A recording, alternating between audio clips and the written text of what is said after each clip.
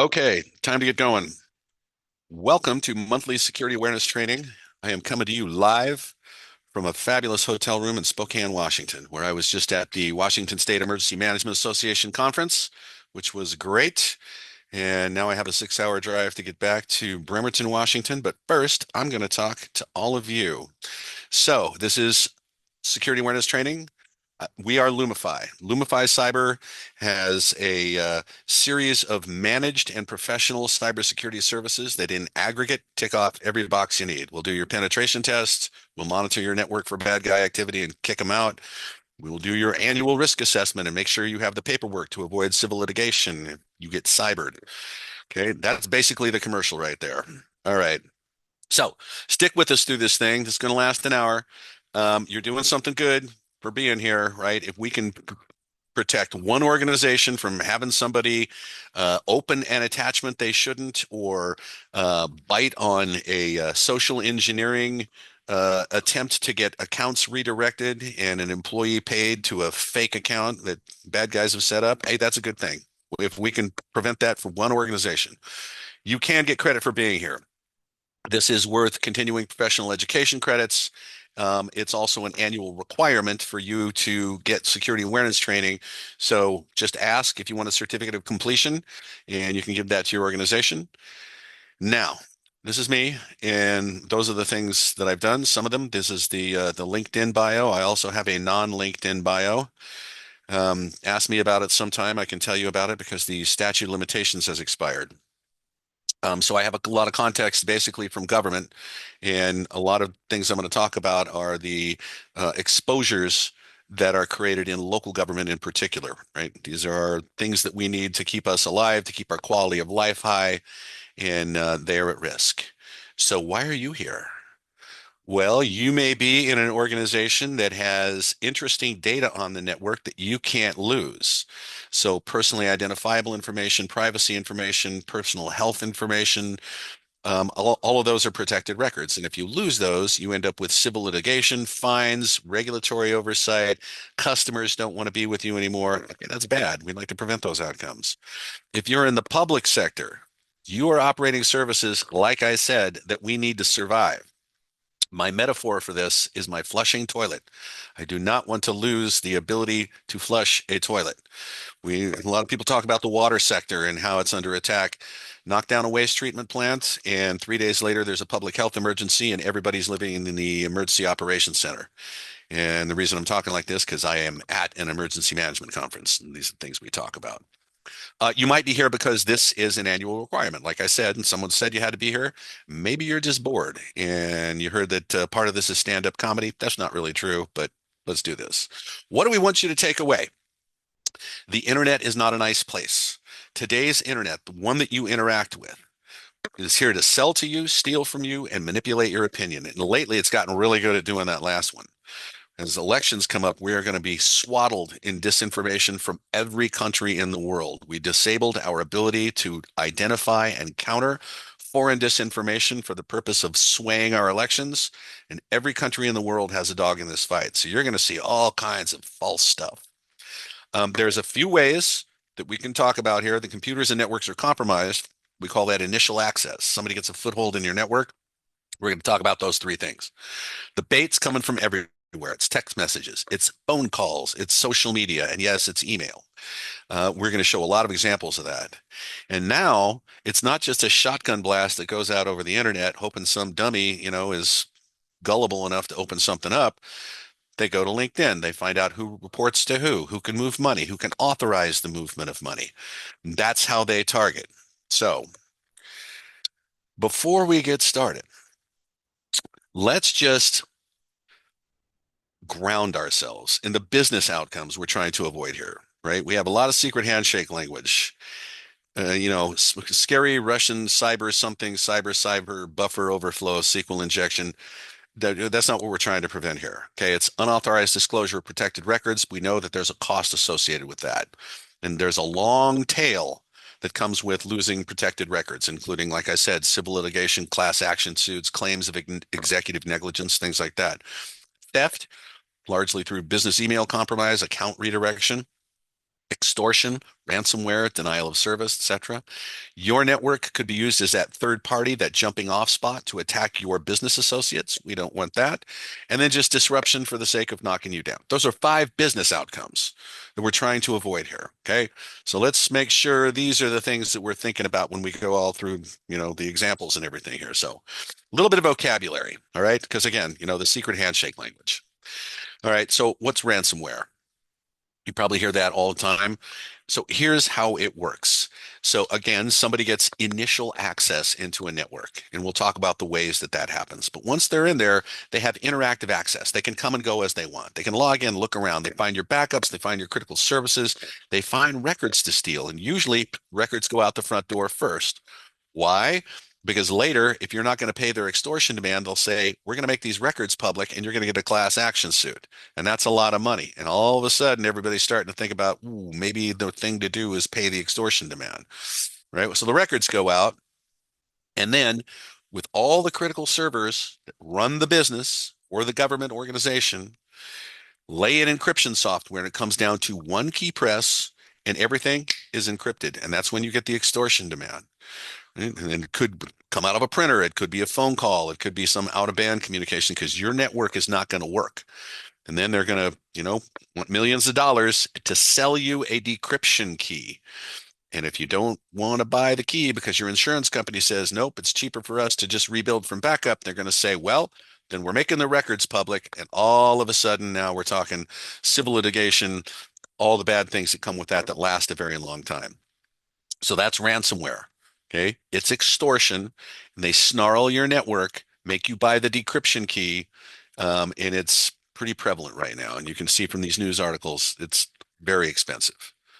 All right. Business email compromise, BEC. There's more money lost to business email compromise than to ransomware. And that's not a well-known fact, but it is the truth. So here's how this works. Kind of on the low end, I may just send your accounts payable an invoice. And if it's low enough below some threshold, they're just going to pay it. Right? They don't have time to mess around with that stuff. Okay. Somewhere in the middle, you'll get email from someone in an authority position, the CEO or the director of finance or something like that, right? And they're going to ask you to buy gift cards. I'm at a conference. Or they're going to ask for an emergency wire transfer. And I've seen this happen, and I know people that this has happened to where they so happily wired away $40,000. They were able to get most of that back, but this happens all the time. You can see from the news article there, company lost $60 million in business email compromise because they, fooled them into making payments to a bank account that they took over. All right. So what you will see in your organizations will look like this. You'll get email from an employee. Okay. It's not the right email address for the employee. They'll say, this is my personal email address. You may not have a way to verify that. And they say, hey, I just got a new bank account. Would you deposit my checks into this new account, please? And the interesting thing is when that message comes in, it does not have account information in it. They want you to engage. And so if you engage and say, hey, what's the new routing number and what's the new account number? And their expectation is that employee's paycheck's now going to go into that bank account and they're going to drain it. What we do is when we acquire the routing number and the account number, we pitch that over the fence to the Washington State Fusion Center, who contacts the FBI, Secret Service, marshals, whoever they need to go shut down that bank account. But that's how business email compromise works. It's a lot of account redirection. Cryptocurrency mining. Again, somebody gets initial access into your network, and what they lay in, the type of malware that they lay in, is cryptocurrency mining software. Well, what is that? All right. Well, we kind of know what cryptocurrency is. What miners do is they go to work to solve a cryptographic algorithm, a big differential equation. When they find a solution for that, that's minting a coin. Okay. And the miner gets paid for the coin. Well, power is cheap. You can just go rack up computers in Wenatchee, Washington, where all the power comes from falling water, call it good, right? Well, power is expensive, largely because AI is taking all of it. Right? So instead, you can use compromised computers all over the world. And that's happening a lot. That's very prevalent. So how would you know that this is happening? Right? Somebody bit on some malware and now the fan won't go off on my computer and it's really sluggish and stuff is just not working. You could have this big math solution attempt going on in the memory of your computer, you got to get rid of that. So this is the kind of thing that you really need to report if your computer slows down and you can't explain it. Okay, pig butchering. Now, this term is not prevalently used anymore. It's really a combination of a romance scam and a cryptocurrency fake investment scam. Here's how it works. Somebody will reach out to you out of the blue and immediately want to create some kind of relationship. Okay. So you see here my example. This is from LinkedIn. This is my account. This happens all the time, coming through text messages, through LinkedIn, social media. There's a whole lot of this going on. What they do, they want to start a conversation, they befriend you. It's a little kind of romance, scammy. And then they say, hey, I've been making money off this crypto investment. You want to try this? And they'll get you to invest a little money. And they'll give you a portal that you can see where you can log into it and your money's growing like crazy. And finally, they will entice you, incentivize you, cajole you into investing a lot of money. And then all of a sudden, everything's gone. That's how this works. Pig butchering is a loose translation of a Chinese term that basically means to fatten the pig before butchering it. Okay. So anybody that reaches out to you out of the blue like this and immediately wants to start talking, and there's other ways it shows up too, right? So this is a text message. This is an example. Do you have a window for some cycling in Seattle in October? Okay, so I have a 206 area code. That's known to be Seattle. So here's somebody from, 705, don't even know where that is, and they'll say, "Oh, I'm sorry, it's wrong. This is who I am. Isn't this Denise? I'm Agatha. Sorry, isn't this Denise?" And they want to start talking right away. All right, so recognize this for what it is. And you see, there are a number of examples I can give you there. Any luck on sending your best emails so I can send you an application? And a lot of people are falling for this right now. Okay. All right, so that was a little bit of vocab there and some examples. Let's talk about the three prevalent tactics that are in use that compromise a network, that provide initial access for somebody on the other side of the world. Although lately there are a lot of domestic actors getting into this. We can talk about that later. Okay, credential abuse is number one. All right, see this list of passwords here, this top 10? If you use any of these passwords on any service at all, it's your fault. It really is your fault. Okay. I mean, this is not hard to control. You can do much better than this. So, not changing default passwords. There's actually a really good example of this. There was a lot of water utilities compromised by Iranians, and everybody was, oh my God, the Iranians are such good hackers. No, they went and looked up the default passwords on the programmable logic controllers that are exposed to the internet, and they all run little web servers for admin. When they had the default passwords, found out the water utilities had not changed those defaults. They walked in, tore everything up. That's how that happened. They're not great hackers. All right. Phishing, we'll come back to this. People giving up their passwords, being fooled by, a fake site. Ask them to log into Bank of America or American Express, something like that. There's password just guessing. There's lots of dictionaries out there with very prevalently used passwords. And there's the dumps of all the stolen passwords, right? So Yahoo, when they were going through an acquisition, lost 1 billion passwords, which did not help their valuation, I can tell you. We have those passwords. Other people can acquire those, and you can try every one of those passwords against somebody's account. And what you'll find is people are not that clever at picking passwords, right? Which is kind of why we got to get out of the password business. All right. A little higher up the food chain, right? Well, the credential stuffing is how you use those password dumps, right? That's what that is. And I'll show you an example of that in a minute. There's causing multi-factor authentication fatigue, right? I have your password and I'm trying to log into your account and it's sending you the system has never seen my device before. So you're going to get the second factor challenge and it'll happen over and over and over and over and over. And finally just go, oh, just make it stop. And you just let them in. Okay. That's MFA fatigue. Info stealers. You see the example here, right? This is Chrome needs to be updated, saying update me.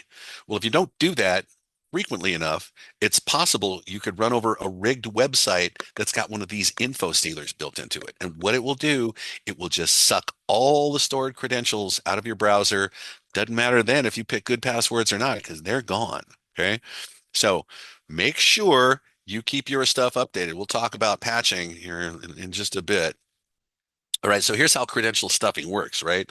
So here's bad guy, right? And we have the Yahoo password dump of 1 billion passwords, and there are so many passwords out there right now. It just the choices of the dump you can get is pretty huge. And see how it's bots that are actually doing the password guessing based on that collection of stolen login credentials. Okay. Here, I'm going to prove to you that it's bots. Okay. See this? This is my account. This is me getting a login failure every 20 seconds for 4 days. And look where they're coming from. Moscow. Okay. India, Kuwait, China, just all over the place.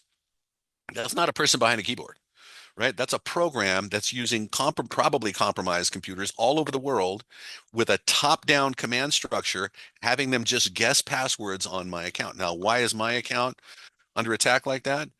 Mainly because I talk on TV and I write in magazines and I talk about what China's doing, and they see that. Okay, and on the high end, we have SIM swapping. All right, so how does a SIM swap? So a SIM, right, is the little card inside your phone that uniquely identifies you to the cell phone network. Okay. So if I can go and I can get enough information about you, and there are data brokers, right? Spokio, you probably heard of that. There are these data brokers that will sell that information about you, and like a lot of it. And I can go to your telecom provider. I can say, look, here's the thing. I was taking a ferry across Puget Sound. It was a summer day. The mountain was out, so I went to go take a picture of Mount Rainier with my phone, and an orca jumped up out of the water and ate my phone. So now this is my new phone, and I would like you to connect my old phone number to this phone. And if I can convince your telecom company to do that, I'm holding your phone. And anything your phone can do, I now can do with this device, right? So I can go to your Gmail account and say, forgot password. Okay, what's the code that just came to your phone, right? That's how SIM swap works. There's a gang that's prevalent in the United States, right? They're called Scattered Spider. You may have read about them. And they are teens and 20 somethings. They are domestic. They're fluent English speakers, obviously. They do this SIM swapping quite a bit, usually to get access to cryptocurrency wallets, right? Because your phone is kind of the key to your wallet. Um, this one about session token stripping, I'll come back to in just a second.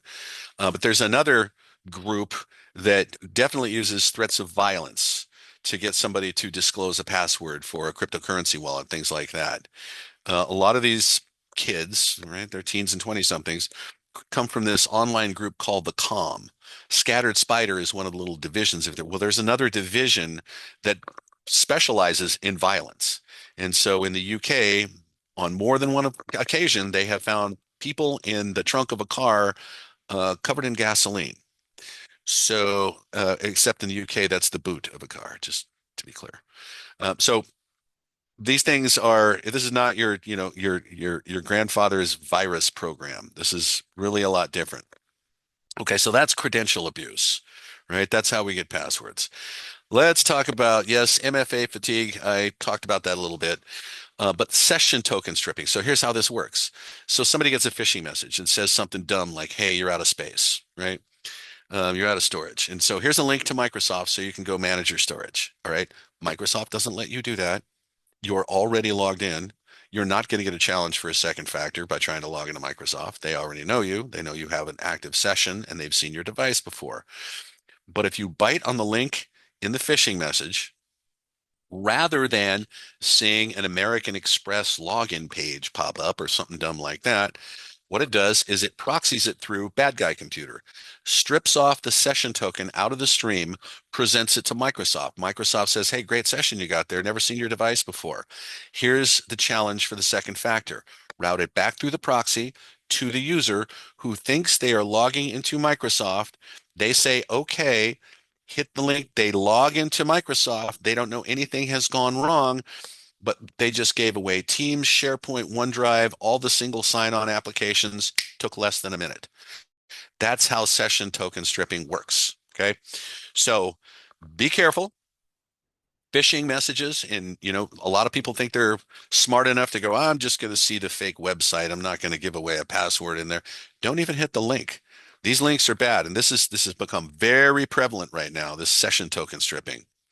All right, so how do you avoid this stuff? Okay, first of all, don't use passwords, use passphrases. NIST, National Institute of Standards and Technology, now says all that guidance about up or lower, so many characters, blah, blah, out the window, right? Quarterly changes of password out the window, right? Use a passphrase. What's a passphrase? It could be the first sentence of a book. So I used to work for the city of Seattle. We had encryption software. We used PGP, and you needed to have a master decryption key so that if somebody left and we needed to decrypt their device, we could always do that. Well, then, not now, then the passphrase for the master decryption key for the city of Seattle was this: the galley is always at the Seattle end of the boat. And if you've ever been on a ferry, you know that's true. At least one of our ferries. That's the kind of thing that's very resistant to guessing and things like that, right? And if you combine that with multi-factor authentication, nobody is getting into your account, right? Also good to use a password vault, Bitwarden, Keeper, OnePass, LastPass, rather than storing credentials in browsers, because you got to keep that browser, like I said, updated all the time, or you hit an info stealer and everything that's in there is gone, just like that. Right. See the URL down there, have I been pwned.com. Okay. Pwned is some of our weird secret handshake language, but you can put an email address into there and it will tell you if that email address has ever showed up in a password dump. And if so, and you know what that password is, and you know that you've used it anywhere else, change it. Okay. This is a very good service to use. Okay. Number two, that was credential abuse. Number two, vulnerability exploit. All right. What's a vulnerability? Okay, so the best example for me to use is an ancient program called SendMail. SendMail was the original MTA, as far as I know, mail transport agent. It's not what you type your message into, it's when you hit send. Your MTA is the computer it goes to that figures out what the destination computer is and then sends it along. Okay, that's an MTA. So this guy, Eric Allman, is coding up SendMail. It's a graduate student project, I think. And he says, okay, now I need a variable for sender address. Okay, well, a sender address is never going to be more than 255 characters, so I'm going to give it a 255 byte buffer, okay? A place to in memory to stick that sender address to use later as they process, okay? So he didn't bound the buffer. He didn't make it impossible to exceed that buffer. So what happens when a message comes in that has a sender address with a length of 256 bytes or 712 or 1491? It overflows the buffer. And if you can do that just right, get the offset just right, you can put your choice of executable code into the running stack of the machine and you own the machine. All right. Happens all the time, every day. Happens a lot to firewalls. SonicWall in particular goes bad a lot. Cisco devices right now need to be patched. Avaya, right? Remote access technology, remote desktop protocol from Microsoft. You know, these things, if they go bad, something facing the internet goes bad, you got to hurry up. You got to hurry up and get it patched because other people are going to try and find it right away. Okay.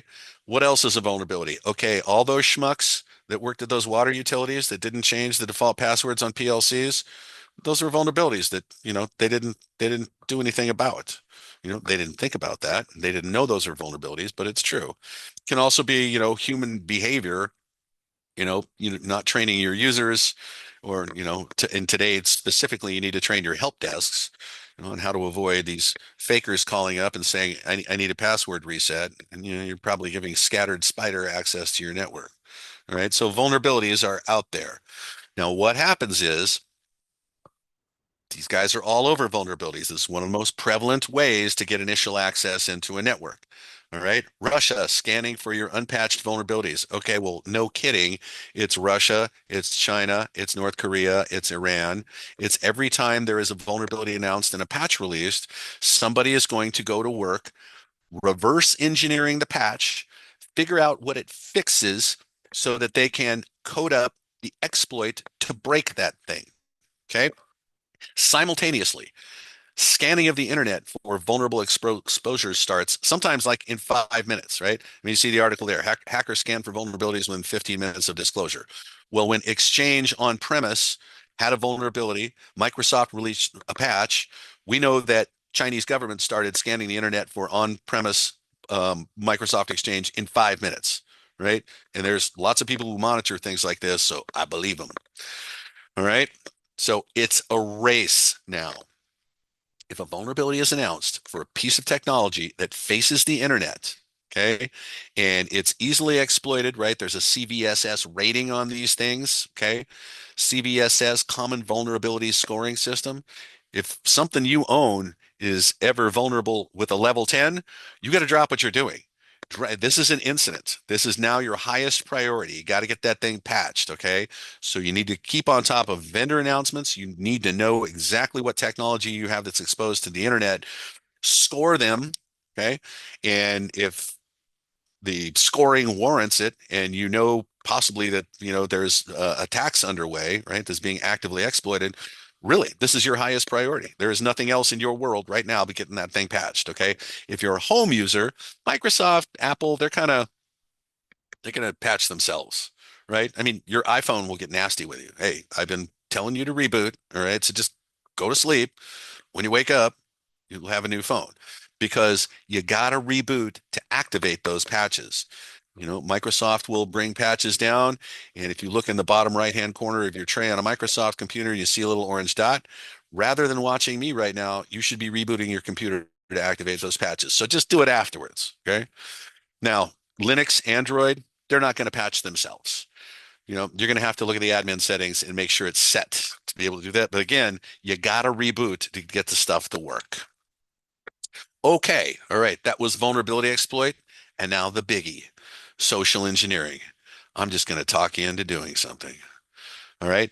There are things about us cognitively that help the people that are engaged in this kind of stuff, right? Social engineering. Like in the phishing is social engineering, right? There's a lot of them now. So halo effect, right? You get something from Starbucks. You go, I like Starbucks. This is probably true. Nah, that's probably not. All right.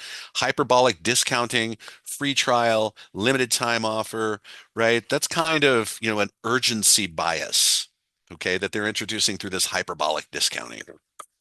The curiosity effect.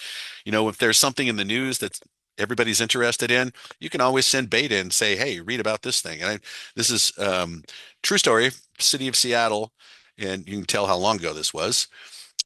We had a phishing message come in that said Saddam Hussein found alive. Everybody had to click on that. Right. So the curiosity effect. There's also, if you get something from the CEO because of the authority position there, and I'll show you an example of this, you might neglect to look at the return address, see that that's fake, and do what you're asked to do, which is probably buy gift cards or do an emergency wire transfer, right? Confirmation bias. I'm going to tell you something you already agree with. Okay. And really, as we get closer to the election, these are the things that are going to be used by countries that are going to be sending us disinformation. And it's going to be tailored to the individual, right? Whatever lever can be pulled with you, okay? That's the messaging you're going to get. How do they know this? Huge amounts of data have been hoovered up, never found online, right? Equifax, all the basically credit information for all Americans was lifted, right? Office of Personnel Management, my SF-86 file for my security clearance, my fingerprints are in there. All that's gone. We think China has all that. They have an enormous amount of computing power. If they bring to bear, artificial intelligence and machine learning on that stuff, they're going to be able to figure out exactly what they need to tell you to get you to do what they want. Okay. So again, come election time next year, we are going to be awash in this stuff about a year from now. Okay, phishing. All right. Phishing really, it means a lot of more now than really it used to, but it's really going to be presented with some fake site that's asking you to log in. Okay. And you see the sites that are the most prevalent that are faked. Um, when I say easy to use kits, there's actually a gang called Darkula, which I think is just a misspelling of Dracula, and they just kind of blew that. I don't know. Um, but they have a kit out there online, and all you need to do is go log into their portal, put in the URL of the company you want to impersonate, and it will throw up a few lookalike sites with semi-convincing domain names and use generative AI to craft a phishing message for you to accompany the link that you're going to send everybody. So, I mean, this stuff is just made so easy. It's crazy. When you can see there, what we're talking about in terms of, whoops, dollar losses. Um, Still people are fooled by this. I mean, so what's the takeaway here? You know, if you receive something and it was unexpected and it has a link to, maybe even your bank, okay? And the first thing that happens is you hit this link and something pops up and says log in here. It was unexpected. It's asking you for credentials. Stop what you're doing. Look at all of the information in front of you, including the return address of the person or thing that sent it to you. Ask a question if you need to, and you're probably just going to delete it and move on. All right. You cannot trust anything that says, "Hi, I'm BECU coming to you out of the blue with this thing that you didn't expect," and blah, blah, blah, right? Or Bank of America or anything like Microsoft, who are impersonated a lot are delivery companies too, right? The DHLs of the world, you know? So that's phishing. Smishing is the same thing over SMS, right? SMS, short message service, that's text message. Okay, so here's one that comes in. Everybody has seen this, I'm sure, or a variant of this, right? We couldn't deliver this thing to you. All right, now look at that URL, us.ps.irt-address.com. Are you kidding me?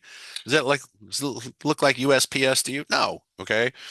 And when these messages come in, they always have these weirdo instructions, right? Please reply Y, then exit the text and open it again to activate the link. All right. Don't do that. Anything with these instructions is bad. Okay. This is somebody trying to get your money, trying to compromise your phone, do whatever, right? So just avoid this, right? Here's another one. Fake job offers all over the place. Work just 60 to 90 minutes per day, earn $200 to $600 daily. Holy cow, that sounds great. Hook me up. No, no, do not bite on this. Okay. Here's what will happen. Okay, we're going to start paying you. So we're going to need your bank account information for direct deposit of your paychecks. And so you give them your routing information and your account number, and then they set up two little deposits, right? And they'll come and they say, okay, what were those deposits? Well, one was 11 cents and one was 27 cents. As soon as they have that information, they have access to your bank account, and it's two-way. It's not for them to put money in, it's for them to take all the money out. Okay. So try and avoid this one. If it pops up, just delete it. Pig butchering by text message. Okay. So, um, all right. So clearly I mess with these people when this happens, right? All right. So, hey, your number came in. I don't know what number the kid, what's your name? And so I give her my name, Werner Heisenberg. Oh, that sounds familiar. I'm Alice from Florida. Of course it's familiar. Google my name. Okay, so Werner Heisenberg was a physicist who passed away a long time ago who worked on nuclear bomb stuff. Do you have your own photos? So ever heard of pig butchering? And right away, they're gone. Right, just right away, they're gone. So, you can mess around with these people a little bit. It's just over a text message. They're not sending you links to hit or anything like that. Yeah, maybe lead them on a little bit. But remember the way this works, right? Alice here is going to try and make friends with me, talk to me about a crypto investment, get me to invest a little, get me to invest more, and then all the money's gone. Alice. Okay. All right. I don't even need to show you this. I'm sure everybody knows this, right? Toll roads notice of toll evasion. All right. Please reply Y, then exit the text message. Okay. If you see instructions like this, just delete it. Right. They're going to ask for a credit card. By the way, so um, there were 13 million, we can track this stuff. There are 13 million of these messages that went out. And we were able to determine that 880,000 credit cards were disclosed this way. So that's about what is that? About a 13% or something like that success rate. I don't know if that's right, but it's a huge success rate. And this is so easy to do. And all they're doing is collecting credit cards. And I'm not sure that we know enough to inform the people that you just gave your credit card away. They're going to find out later, but that's not the way to find out. Voice phishing. Okay. So anymore, right? It's really easy to fake somebody's voice. You need about 3 seconds of recorded voice to be able to, emulate that with AI. So you really can't believe anything anybody says anymore, especially if it's unexpected and it's asking for some kind of financial transaction, right? So, so here's like the grandchild in trouble. Hey, grandpa, I was on spring break in Spain. I got thrown in jail. I need you to bail me out and give me some money to get me home. Okay, that's classic. It still happens, right? The thing is, the bad thing is now they're calling help desks and sometimes even impersonating the voice using, right, the clone voice from AI, and they're asking for password resets. And if your help desk isn't trained up to know that they need to verify the identity of the caller as independently as possible, they're going to be given up to farm. Help desks in particular need to be trained on today's world and how we, let certain transactions be initiated and occur, right? So if you're asking for a password reset, I need you to come stand in front of me, or I need your supervisor to agree, or we need to have some secret code word we use, or something, just something to, independently verify this identity. Okay. So, you can see the news articles there. Mom, these bad men have me. Scammers cloned her daughter's voice in a fake kidnapping to basically get her to pay money, right? And it worked. Okay. Right. Hacker poses as support rep to breach Cox Communications. Yeah, it works. There was a guy, many people have probably heard of this guy, Kevin Mitnick. He was the black belt at social engineering. And turns out, quick story, I used to run BBS systems in Southern California, and I ran a large one for the University of Southern California. Just it was like a pre-Facebook, people social network kind of thing. And this was in kind of mid 80s. And one day I get a call from somebody who was on my kind of underground BBS thing. He goes, "Hey man, you have any unused accounts? I got some friends on the internet, which was all new then. I'd like to send them email." Like, "Sure, man. I have system privileges on a VAX in the geology department. Here, I'll give you an account." Well, that guy's name was Louis DePayne, and he and his best friend Kevin Mitnick used the account that I gave them to get in all kinds of trouble. Whose butt do you think the FBI crawled up? If you don't know who Kevin Mitnick is, Google it. The very first hashtag ever was hashtag free Kevin because he went to prison for quite a while for this. I didn't do nothing. Deepfakes. Okay. Deepfake video, remarkably easy to produce now, right? We've seen these come up in political ads, um, where they are starting to show up in organizations, and things that you need to be worried about are fake job applicants, right? Deepfake audio and video interviews. And so, the technology is improving, and so maybe they don't look as clunky as they used to, and the voices are more believable and things like that. So if you're doing your interviews this way, make sure you're aware that there's a whole lot of this going on, because this really is super easy to do. So there's the article right there. Scammers siphoned 25 million from engineering firm via AI deepfake CFO. CFO actually had meetings, brought people into these meetings and said, "I need you to start wiring away $1 million a month to this account," and got somebody to do it. And they didn't find out till $25 million later. Okay. Don't let this happen to you. Okay. All right. So we talked about some vocabulary. We talked about the business outcomes we're trying to avoid. We talked about the three prevalent ways people get initial access into a network: credential abuse, vulnerability exploit, and social engineering. And there's a bunch of these social engineering methods. Okay. Now let's look at examples of baked. Business email compromise. This is email to me from what appears to be our CEO, Garrett Silver, whose email address is not chief_exec.officer1 at AOL.com. And I know that because I know the only two remaining AOL users.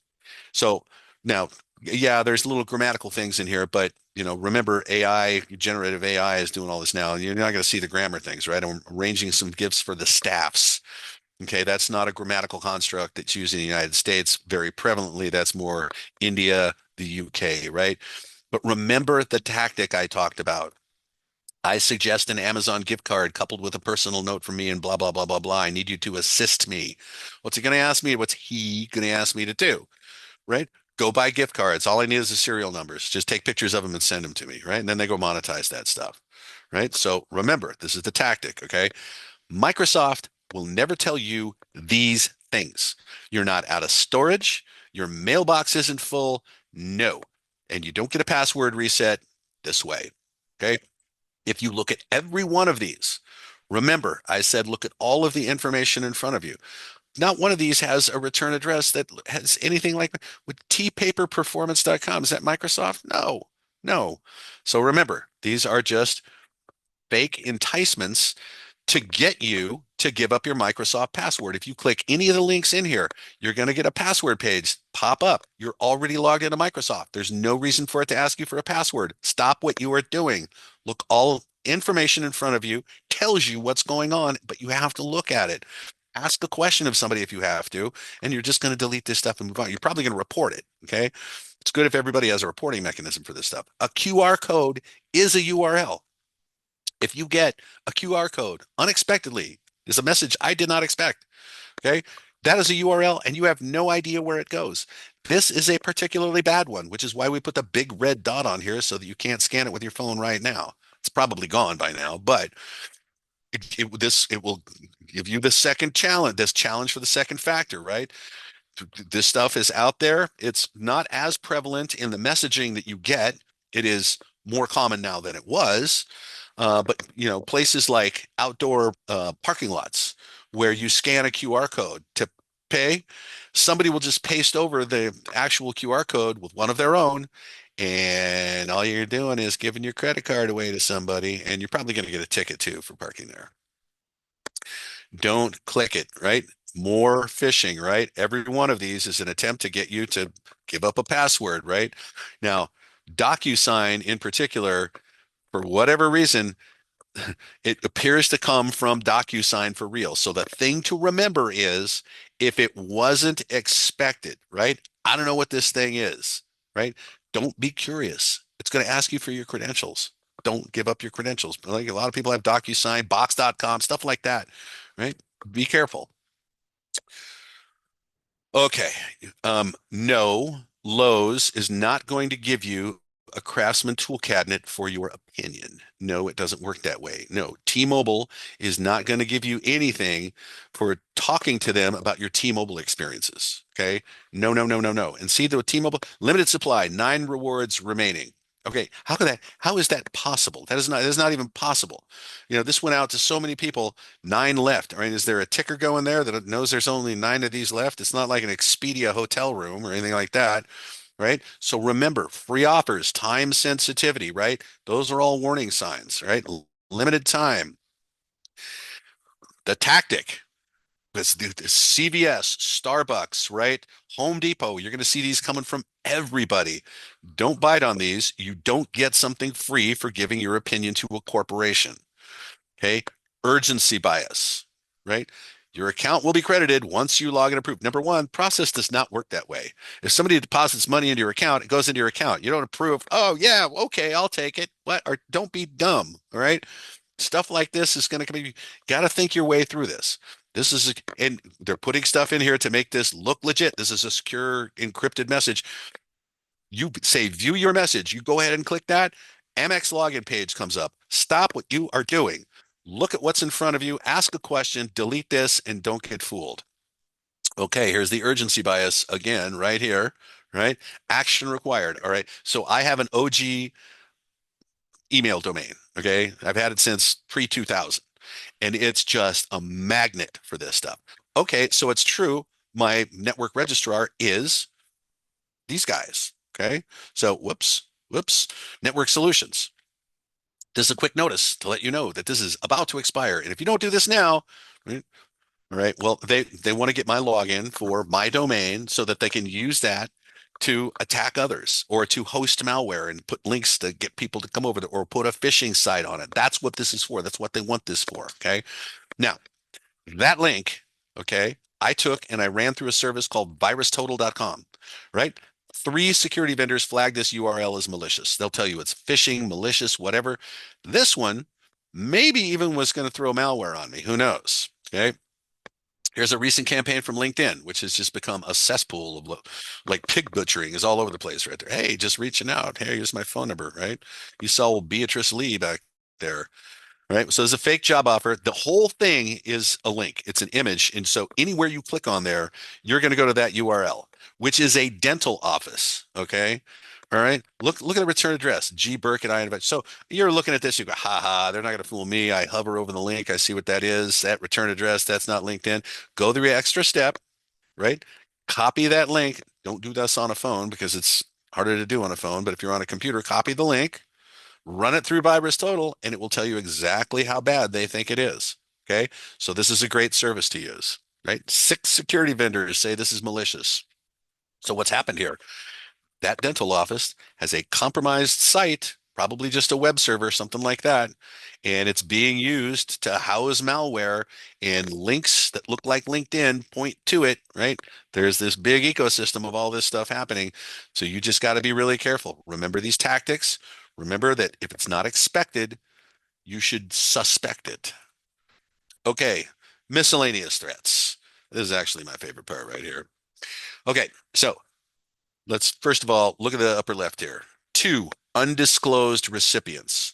I said a lot of time it's not a shotgun blast that goes out of it. This is a shotgun blast. All right. Undisclosed recipients. Everybody's on the BCC list, right? Nobody can see anybody else. This comes to you and thousands of your best friends, right?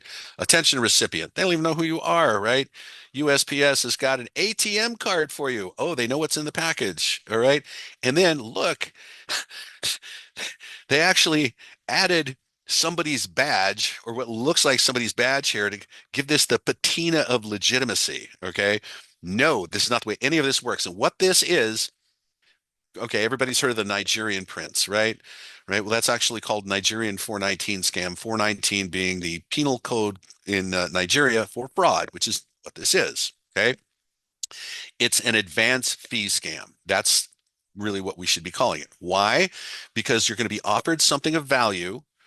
And if you engage and right, look what they're asking for: your name, sex, age, look at all this stuff, and a copy of your ID. Holy cow! If you give them this, your wounds are self-inflicted. But remember the tactic: you're going to be offered something of value, and they're going to start asking you for money right away. If you want that ATM card right there, you're going to have to pay the postage on that. Okay.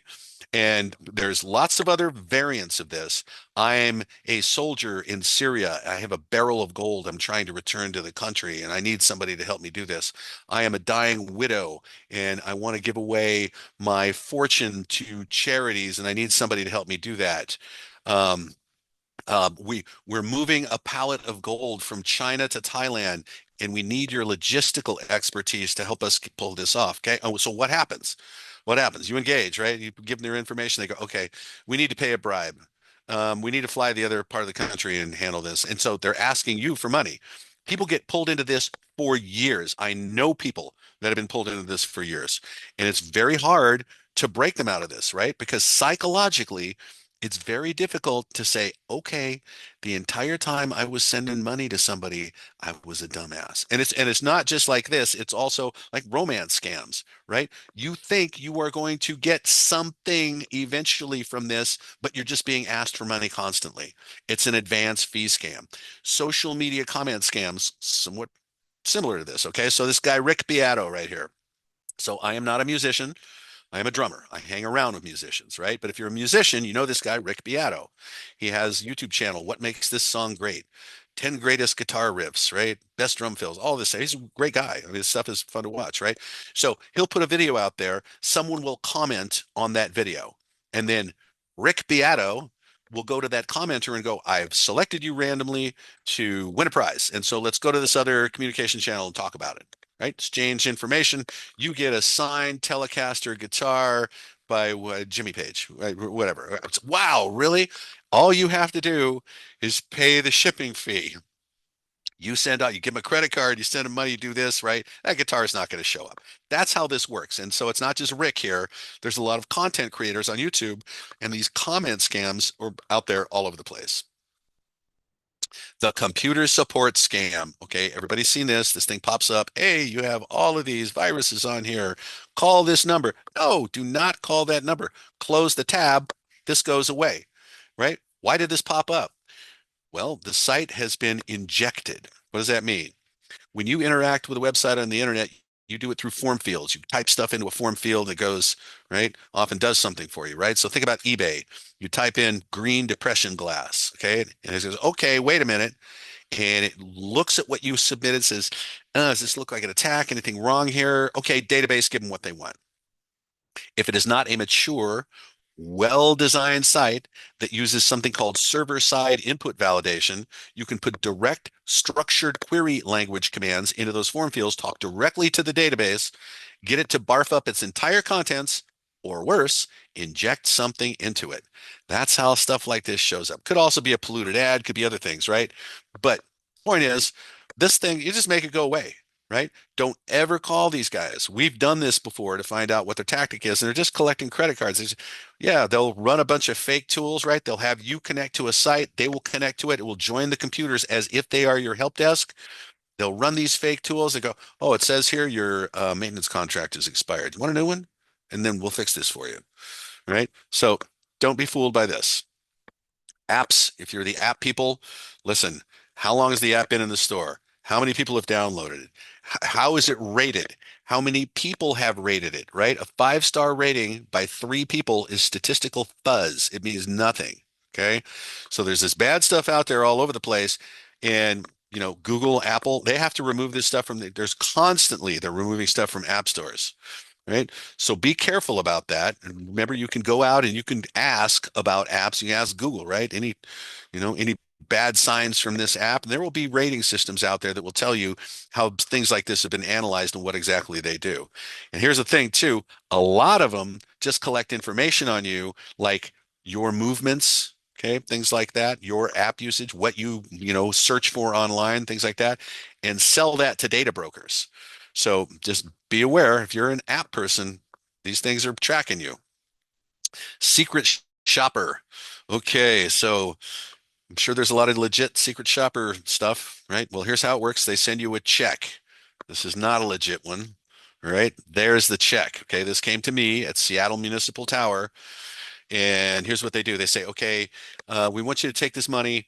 And first, we want you to go out and get a workout at this gym and write a report on cleanliness, equipment, et cetera, et cetera. Then we want you to go out to this restaurant, buy dinner, and then write us a report on the quality of the food, the quality of the service, the ambiance, et cetera. And then we want you to take the rest of the money, keep $400 for yourself, and take whatever's left over and wire it to this Western Union address. And if you do that, okay, this check is going to go into your bank. It's a great routing number. Okay, so they're going to send it over to the other bank. And then about 10 days later, right, and they'll credit your account. About 10 days later, you know what? There's a fake check, right? Bogus account number, got to have the money back. So I hope you enjoyed the workout and the meal because you wired away your own money. That's how secret shopper stuff works. Probably best to stay away. Okay, do's and don'ts, right? You know where we're going to get to this part. All right, we've looked at examples, phishing, vishing, smishing, deep fakes. We talked about vocabulary, right? We talked about business outcomes we're trying to avoid. All right, well, here's a quick list of stuff that you can take away from this. Don't follow links that come in personal email and text messages, etc., especially without any context, right? Like I've gotten one before that says, Michael, here's this shortened link. Kelly, right? There's no context there. Just stay away from stuff like that. Fake apps and those that track you. Yep. Do your best job. If you're going to put an app on your phone, you really want to check that out.